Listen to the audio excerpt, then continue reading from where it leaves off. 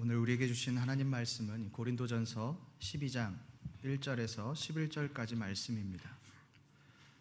고린도전서 12장 1절부터 11절까지의 말씀,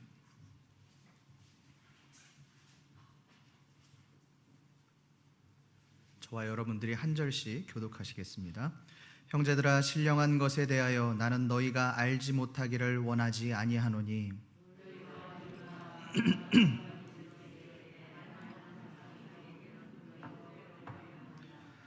그러므로 내가 너희에게 알리노니 하나님의 영으로 말하는 자는 누구든지 예수를 저주할 자라 하지 아니하고 또 성령으로 아니하고는 누구든지 예수를 주시라 할 수 없느니라. 직분은 여러 가지나 주는 같으며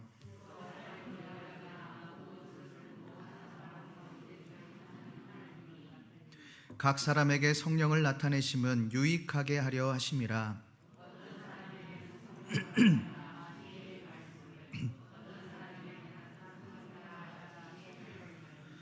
다른 사람에게는 같은 성령으로 믿음을, 어떤 사람에게는 한 성령으로 병 고치는 은사를,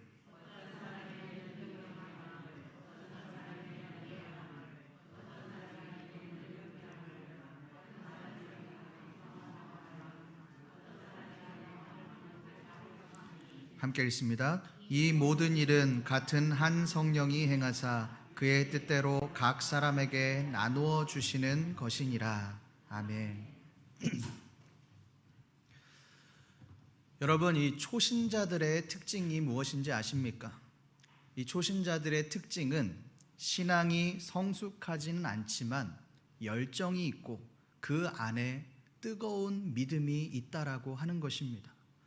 과거에 제가 인도네시아 한인교회에서 사역을 할 때 그 교회에는 한국에 있을 때는 불신자로 있다가 이 타지에 와서 신앙생활을 시작하신 분들이 꽤 있었습니다. 그런 분들은 엄청나게 열정이 있습니다. 제가 아동부 여름 성경학교를 준비하는데 이 교사분들이 한 달 전부터 매일매일 교회에 모여서 기도회를 하는 겁니다. 그리고 여름 성경학교에 필요한 물품들과 또 프로그램 준비를 한 달 전부터 매일매일 합니다. 그러다 보니 저는 매일 여름 성경학교를 위한 기도회를 준비해야만 했습니다. 그러한 거룩한 부담감을 가지고 있었던 그런 기억이 납니다. 여러분이 교회도 마찬가지입니다. 새롭게 시작하는 교회들, 또 신앙생활, 그 교회가 세워지지 얼마 안 된 교회들은 열정이 있습니다. 뭔가 서로 움직이려고 하고 또 뭔가를 새롭게 시도하고 섬기려는 그런 움직임들이 활발합니다.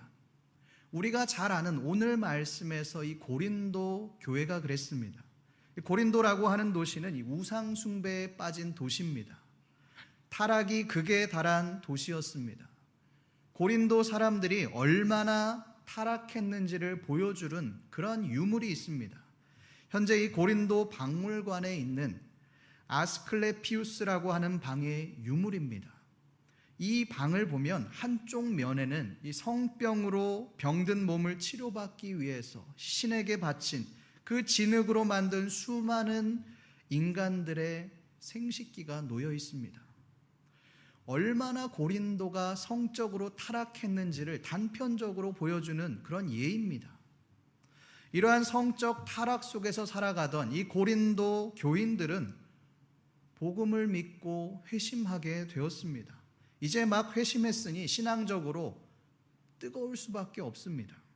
목숨을 걸고 자기의 신앙을 지키려고 했습니다. 이제는 더 이상 내가 이전에 과거에 타락했던 그런 삶으로 돌아가지 않겠다. 타락한 문화와 결코 타협하지 않겠다. 그런 죽으면 죽으리라의 신앙을 가지고 그렇게 신앙생활을 했습니다.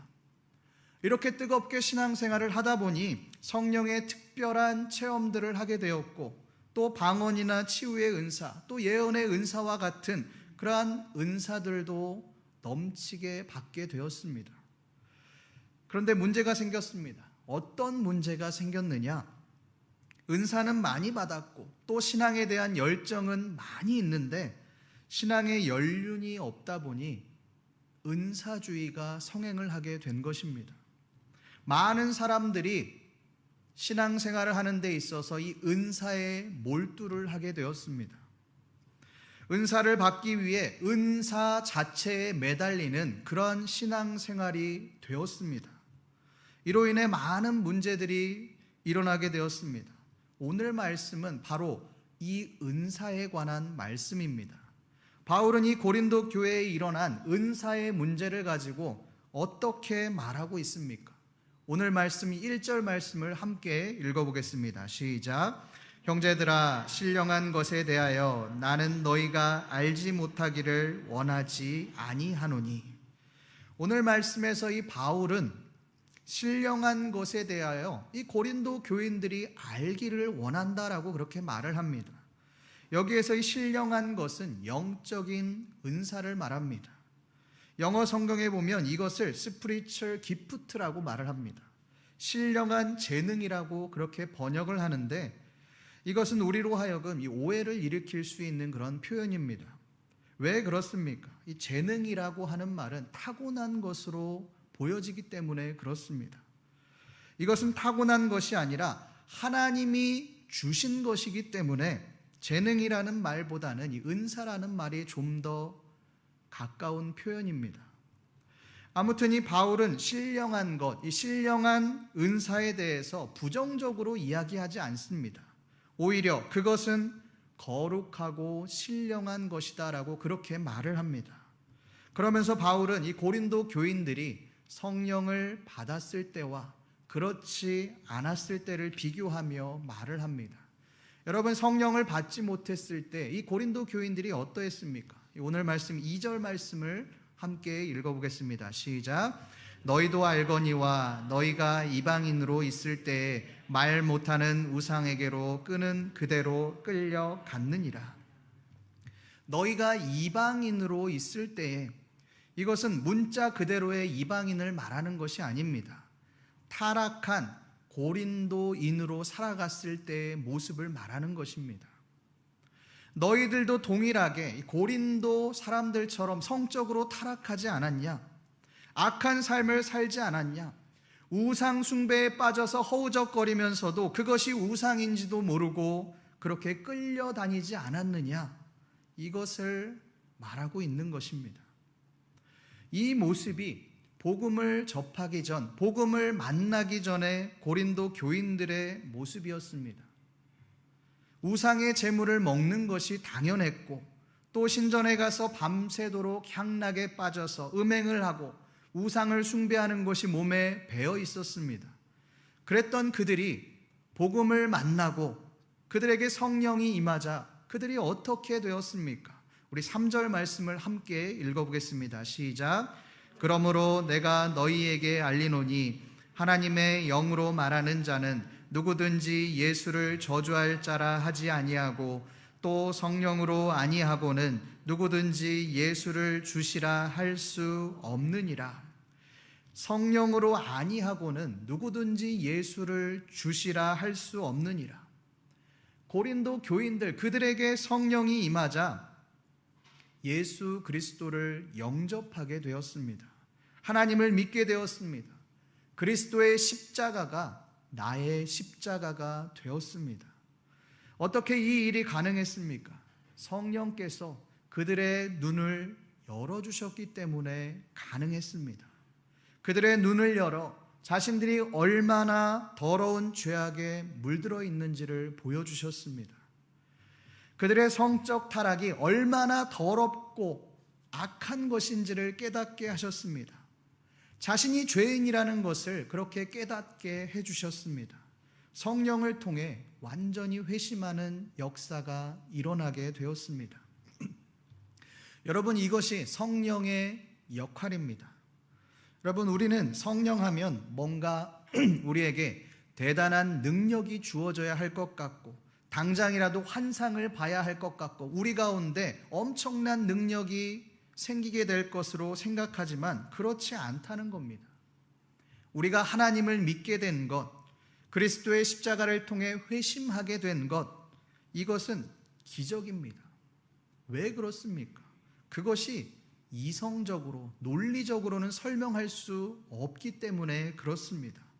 이것은 오직 성령님께서 우리 가운데 깨닫게 해주셨기 때문에 우리가 믿을 수 있게 된 것입니다.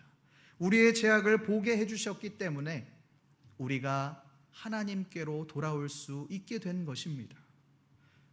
이 드와이트 무디라고 하는 미국의 유명한 부흥사가 있습니다. 이분은 미국이 침체되었던 시대에 영적 각성을 통해 미국인들로 하여금 이 영적인 각성을 촉구한 위대한 부흥사입니다. 이분은 학교 교육도 제대로 받지 못했습니다. 성격은 난폭하고 심술궂은 아이였습니다. 그러던 그가 17세 되던 해에 가출하여서 이 보스턴의 한 구두 가게에 취직을 했는데 그 취업 조건이 4가지가 있었다고 합니다. 첫 번째, 지정된 곳에 하숙할 것. 두 번째, 밤에 거리에 나가지 않을 것. 세 번째, 오락장에 가지 않을 것. 마지막 4번째, 주일에는 교회에 출석할 것. 무디는 이 4가지 조건에 동의하여서 이 교회를 나가기 시작합니다. 거기에서 이 무디는 교회학교 교사인 킴빌을 만나게 됩니다. 이 킴빌은 무디를 올바른 신앙으로 인도하게 하기 위해서 교회뿐만 아니라 이 무디가 일하는 그 작업장, 구두가게까지 찾아가서 하나님의 말씀과 신앙을 알려주기 시작합니다. 그러기를 1년 후에 무디가 18세 되던 해에 이 무디는 킴빌 선생님의 권유에 따라 지난날을 회개하고 회심하는 역사가 일어나게 됩니다. 무디는 그때를 회상하며 이렇게 말을 합니다. 나는 문 밖으로 나가서 지구에 비치는 밝은 태양빛과 함께 주님의 사랑 속에 쓰러졌다. 나는 전에는 태양을 사랑한 일이 없었다. 그런데 이때에 보스턴 공원에서 아름다운 노래를 부르는 새 소리가 들려왔다. 나는 그 새들을 사랑하게 되었다. 그 후로는 모든 창조물이 다 사랑스럽게 보였다. 여러분, 우리가 하나님을 믿게 된 건 우연이 아닙니다. 우리가 하나님을 믿으려고 노력하고 애를 써서 믿게 된 것이 아닙니다. 하나님께서 우리를 선택하시고 성령을 통해서 우리에게 깨닫게 하셨기 때문에 가능한 것입니다. 우리가 하나님을 믿고 구원을 받게 된 것입니다. 이것이 성령께서 우리에게 행하신 성령의 역할입니다. 그렇다면 바울은 이 고린도 교인들이 은사주의에 빠진 것에 대해서 뭐라고 말을 합니까? 바울은 이 은사주의에 대해서 말씀해 보면 어떻게 해라, 이렇게 해라라고 말하지 않습니다. 은사주의는 나쁜 것이니 은사주의에 빠지지 말아라 라고도 말을 하지 않습니다. 그렇다면 이 바울은 은사주의에 동의하는 것 아닙니까? 은사주의에 빠진 고린도 교인들을 긍정적으로 보고 있는 것은 아닙니까? 이것을 알기 위해서 우리 본문을 한번 자세히 살펴보겠습니다. 오늘 말씀 이 4절부터 11절까지의 말씀에서 바울은 은사에 대해서 자세히 설명하고 있습니다. 그런데 자세히 한번 보십시오. 우리 4절부터 6절까지의 말씀을 함께 읽어보겠습니다. 시작. 은사는 여러 가지나 성령은 같고 직분은 여러 가지나 주는 같으며 또 사역은 여러 가지나 모든 것을 모든 사람 가운데서 이루시는 하나님은 같으니. 4절에 보면 같고라고 말을 합니다. 또 5절에 보면 같으며 라고 말을 합니다. 또 6절에 보면 같으니라고 말을 합니다. 모두 4절, 5절, 6절 같다라는 말을 하고 있습니다. 4절은 은사에 대한 같음입니다. 또 5절은 직분에 대한 같음입니다. 6절은 사역에 대한 같음을 말하고 있습니다. 요약해서 말하면, 쉽게 말하면 은사와 직분, 사역이 다 같다, 동등하다, 하나다, 이것을 말하고 있는 것입니다. 여러분이 은사, 직분, 사역은 교회에서 일어나는 모든 활동과 사역들을 총망라한 것입니다. 교회의 성도들은 은사를 받은 대로 그렇게 사역을 합니다. 찬양을 잘하는 사람들은 찬양대로, 또 기도를 잘하는 사람들은 중보 기도로, 또 사람을 잘 챙기는 사람들은 구역장으로 그렇게 헌신을 합니다. 또 교회 안은 여러 가지 직분들이 있습니다. 목사, 장로, 권사, 집사, 성도, 이 다양한 직분을 통해서 교회의 사역을 질서대로, 이 절차대로 진행을 합니다. 우리가 알다시피 당회가 있고 재직회가 있고 공동의회가 있는 이유가 바로 이것입니다. 모든 성도들이 이 직분에 따라서 교회의 활동에 참여하기 위해, 사역에 참여하기 위해 이것들을 구분해 놓은 것입니다. 이 세 가지 요소들을 통해서 이 교회의 모든 사역들이 이루어집니다. 이러한 의미로 이 은사와 직분과 사역은 교회의 모든 사역을 아우르는 것이라고 할 수 있습니다. 그런데 여러분, 말씀에서 이 뒷구절들을 한번 보십시오. 은사의 뒷구절을 보면 은사의 뒤에는 성령이 나옵니다. 직분의 뒤에는 주라고 말을 하고 있습니다. 그리고 사역의 뒤에는 하나님이라고 말을 합니다. 성령, 주, 하나님, 이것은 성부, 성자, 성령, 이 삼위일체를 뜻합니다.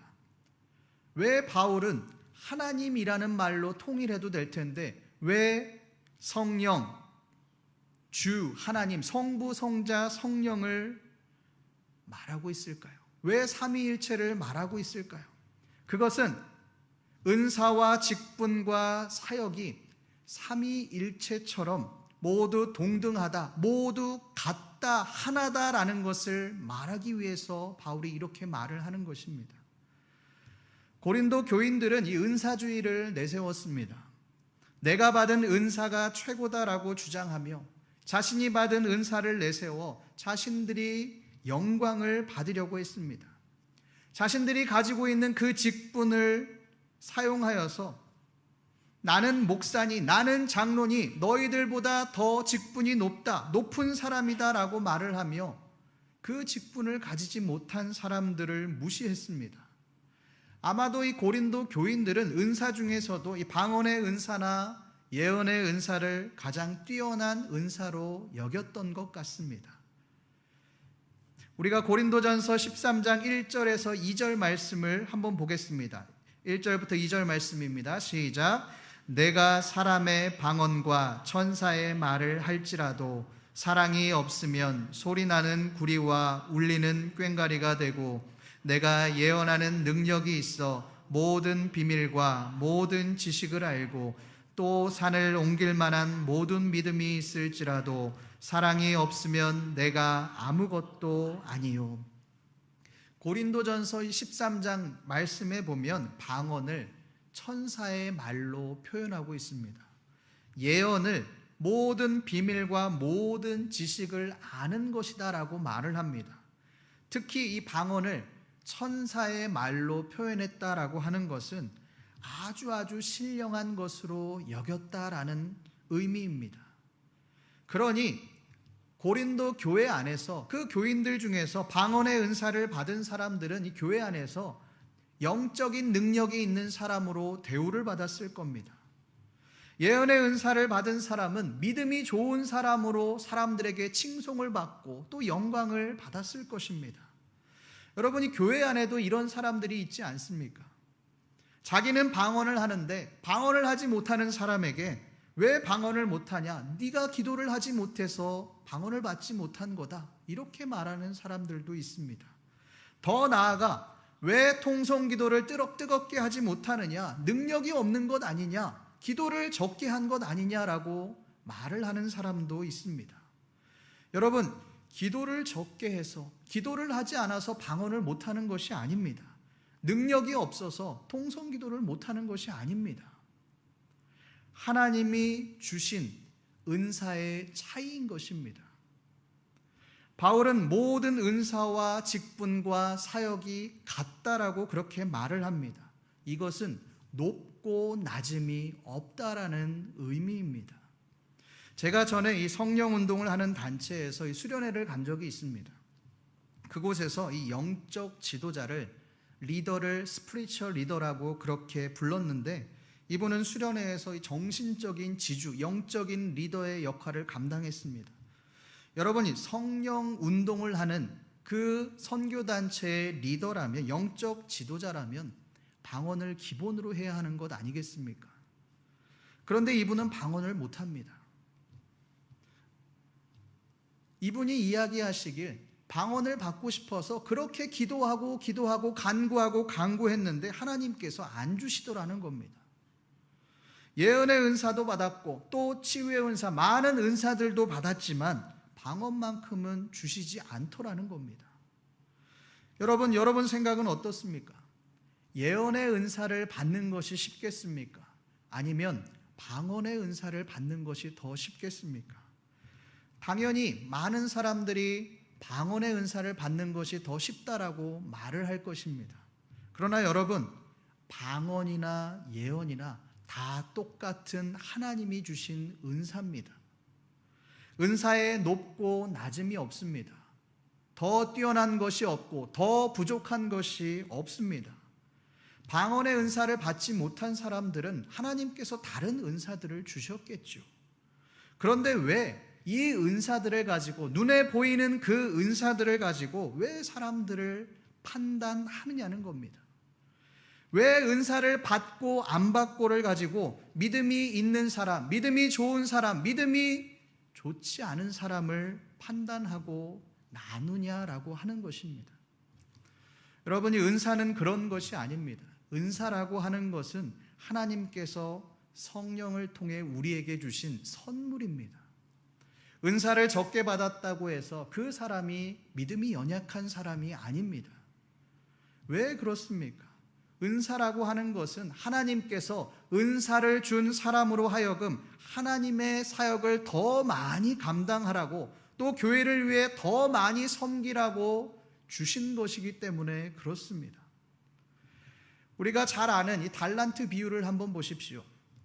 주인은 5달란트 받은 자나 또 2달란트 받은 자나 1달란트 받은 자를 차별하지 않습니다. 그저 그 달란트를 제대로 사용하지 못한 것에 대해서 책망을 할 뿐입니다. 5달란트와 2달란트 받은 자들이 칭찬을 받은 이유는 그들이 받은 달란트가 많아서가 아닙니다. 많은 달란트를 남겨서가 아닙니다. 말씀에 보면 충성하였음에, 그들이 주인의 말에 충성했기 때문에 주인으로부터 칭찬을 받은 것입니다. 은사도 마찬가지입니다. 우리가 받은 은사가 많든 적든 그것은 하나님께서 주신 선물입니다. 은사를 많이 받았다고 해서 그 사람의 믿음이 좋은 것이 아니고, 은사를 많이 받았다고 해서 그 사람이 뛰어난 것이 아닙니다. 선물을 많이 받았으면, 은사를 많이 받았으면 받은 만큼 하나님을 위해, 교회를 위해 사용하면 되는 겁니다. 섬김의 은사가 있는 사람들은 섬김의 은사를 가지고 충성하면 됩니다. 찬양의 은사가 있는 사람은 찬양으로 충성을 다하면 되는 겁니다. 그런데 왜 없는 은사들을 가지고 우리가 판단을 합니까? 저 사람은 찬양을 왜 못하나? 저 사람은 왜 기도를 못하나? 저 사람은 왜 뜨겁지 않은가? 은사들을 왜 활용하지 못하나? 이것을 가지고 우리가 믿음을 판단하고 있다라고 하는 것입니다. 성도 여러분, 우리는 그저 하나님께서 주신 은사를 가지고 충성하면 됩니다. 하나님 앞에 섬기면 됩니다. 우리가 판단하지 않으셨으면 좋겠습니다. 하나님 앞에 그저 충성하는 삶을 살아가셨으면 좋겠습니다. 그것이 하나님이 우리에게 은사를 주신 이유입니다. 그렇다면 우리가 이 은사를 어떻게 사용해야 하겠습니까? 우리 오늘 말씀 7절 말씀을 함께 읽어보겠습니다. 시작. 각 사람에게 성령을 나타내심은 유익하게 하려 하심이라. 유익하게 하려 하심이라. 바울은 하나님이 우리에게 은사를 주신 이유, 그 이유가 유익하게 하기 위함이라고 그렇게 말을 합니다. 특별히 교회를 유익하게 하기 위해, 또한 공동체를 유익하게 하기 위해 우리에게 은사를 주셨다는 것입니다. 그렇다면 우리가 은사를 통해서 해야 할 것은 내 자신을 드러내는 것이 아닙니다. 나는 이러한 은사가 있다, 이러한 능력이 있다라고 그렇게 나를 내세워서는 안 됩니다. 은사를 통해 나를 주목하도록 만드는 것이 아니라 오직 교회를 세우고 또 성도들을, 공동체를 유익하게 만들어야 하는 것입니다. 고린도 교회의 문제는 바로 이것이었습니다. 은사를 받았으면 교회를 위해서 사용하고 공동체를 세워 나가는 데 사용하면 되는데, 하나님께서 주신 그 은사를 가지고 자신을 높이는 데 사용했습니다. 교회를 세우는 것이 아니라 자기를 높이고 세우는 데 그 은사를 사용했습니다. 그러니 파당이 갈라질 수밖에 없는 것입니다.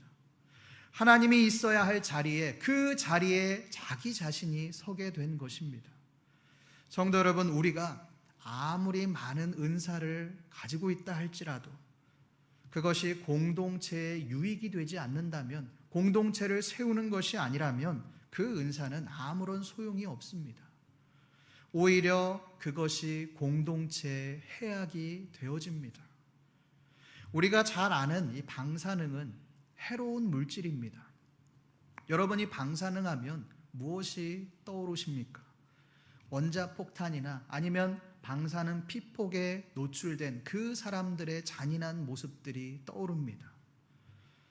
그러나 그런 방사능이 우리의 일상생활 속에서 선하게 사용되고 있다면 믿으시겠습니까? 우리가 잘 아는, 흔히 병원에 가면 사용하는 엑스레이는 방사능을 통한 촬영입니다. 암 환자들에게 방사선 치료를 하는 것 또한 방사능의 긍정적인 부분입니다. 만약에 이 방사능이 없다면 우리는 제대로 된 치료를 받을 수가 없습니다. 성령의 은사도 마찬가지입니다. 우리가 아무리 많은 은사를 가지고 있다 할지라도 공동체를 유익하게 하지 못한다면 그것은 우리에게 해로운 것이 되어집니다. 원자폭탄이나 피폭처럼 사람들을 병들고 죽게 만듭니다. 그러나 그 은사가 공동체를 세우고 사람들을 유익하게 한다면 그것은 선한 것이 되어집니다. 이것이 하나님께서 우리에게 은사를 주신 이유와 목적입니다. 성도 여러분, 우리는 어떤 은사를 가지고 계십니까? 어떤 분들은 나는 은사가 없어서, 나는 재능이 없어서, 할 줄 아는 게 없어서 사역을 못합니다 라고 하는 분도 계십니다. 그러나 여러분, 그렇지 않습니다. 부족하지만, 연약하지만 나에게 주신 은사를 활용하여 이 공동체를 섬긴다면 그것은 교회를 세우는 일이 되어지는 것입니다. 나를 통해 하나님의 은혜가 흘러가게 되는 것입니다. 은사는 높고 낮음이 없습니다. 내가 잘할 수 있는 그 부분으로 교회를 섬기고 공동체를 섬기면 되는 것입니다. 지금은 돌아가셨지만 이 워십 사역을 하는 멤버 중에 80대 분이 한 분 계셨다고 합니다. 이분이 돌아가시면서 자녀에게 유언을 한 가지 남기셨는데 그 유언이 무엇이냐면, 내가 죽을 때 그 수의를 워십복으로 입혀다오, 이것이 유언이었다고 합니다. 그런데 그 이유가 무엇이냐면, 내가 죽어서 하나님 앞에 섰을 때 나는 하나님 앞에 무엇을 하고 왔느냐라고 물었을 때 나는 워십하다가 왔습니다, 그렇게 말하기 위해서 이렇게 유언을 남겼다는 이야기를 들었습니다. 저는 이 말을 듣고 굉장히 감동이 되었습니다. 여러분, 80대 어르신입니다. 그런데 그 80대 어르신이 워십이 하나님을 몸으로 찬양하는 것이 하나님께서 나에게 주신 은사라고 생각을 하는 겁니다. 그러니 나이가 들어도 그것을 포기하지 않고 죽을 때까지 그것을 하나님을 위해 사용하며 살아가는 것입니다. 물론 20대처럼 사역하기는 어렵겠죠. 활발히 활동하기는 어렵겠죠. 그러나 그 어르신을 보며 그 어르신이 속한 공동체가 도전을 받게 되는 것입니다. 공동체를 일으키게 하고 살리게 만드는 것입니다. 여러분, 이것이 은사입니다. 하나님께서 우리에게 은사를 주신 이유입니다. 성도 여러분이 오늘 말씀을 통해서 우리 자신을 한번 점검해 보셨으면 좋겠습니다. 우리가 하나님으로부터 받은 은사는 무엇입니까? 그리고 그 은사를 가지고 얼마나 공동체를 세워나가고 계십니까? 혹시 나로 인해 공동체가 힘들어하고 또 어려움을 겪고 있지는 않으십니까? 그렇다면 돌이키십시오. 나를 세우는 것이 아니라, 나를 드러내는 것이 아니라 공동체를 세우고 교회를 세워 나가십시오. 그것이 우리가 하나님의 은사를 하나님께서 주신 목적대로 사용하는 길입니다. 오늘 말씀에서 이 유익하게 하려 하심이라고 말씀한 이 바울의 말씀처럼 하나님이 주신 그 은사를 가지고 공동체에 유익을 주고 교회와 하나님 나라를 세우시며 섬겨 나가시는 신림교회 모든 성도님들 되시기를 간절히 소망합니다.